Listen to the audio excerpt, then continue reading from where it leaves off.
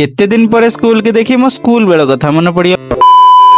नमस्कार आउ गोटे मिनी ब्लॉग आपण मानक स्वागत जनाऊ। सकाल सकाल उठी दीदी को नहीं मेडिकल पळी आस्थिली कारण आज तार लास्ट सलाइन थिला और तार बैंडेज भी खोला हबार थिला। सेठी पहुंची आमे सब काम सारी देथिलु आ डॉक्टर को ठारू चेकअप करके आमे घर को पळी आस्थिलु। जेहेतु आज शुक्रवार हेतिला सेति पई विकास मु पळी जाइथिलु चिकन आनिबा। चिकन काउंटर पाखरे पहुंची कहि देथिलु चिकन दवा पई आ 10 मिनिट अपेक्षा कला परे फाइनली चिकन धरी पळी आस्थिलु। एपटे देखिला आलु गोटे छुआ मांकड़ तार चाली ऊपर बसी खेलुथिला आ खरा एते जोर अन्य मांकड़ माने पानी पीबारे व्यस्त थिले। आउ तापरे हे जायथिला गाधुआळ आ मु गाधे पादे बस जायथली खाइया पई। आउ आज पखाळ भात चिकन कोसा खाई सीधा मु सोई पड़ी। 4टा बेले उठी आम स्कूल पड़िया आडू पळी आस्थिले। आको देखि सारी मो छोट बेलर कथा मन पड़ी जायथिला। आउ एठी केते जे स्मृति अछि कहिले भी सरीबनी। आम प्रथम टू सप्तम पर्यंत आमे एठी थिलु। मेघ भी उठैतला तथापि आम गां छुआ माने क्रिकेट खेलुथिले। मेघुआ पागरे जळखिया खाइया को मन होइतला। आउ पळी आस्थिलु मो संग चालिया दुकान। आउ मो संग कहि देथिलु 2 प्लेट बरा घुगुन देबाकू। आउ मौसा मो हाथ को तुरंत बढ़ाई देथिले। आउ मु तो चलली खाइया पई। आ तम माने फॉलो सब्सक्राइब निहाती करि जाइथिबो।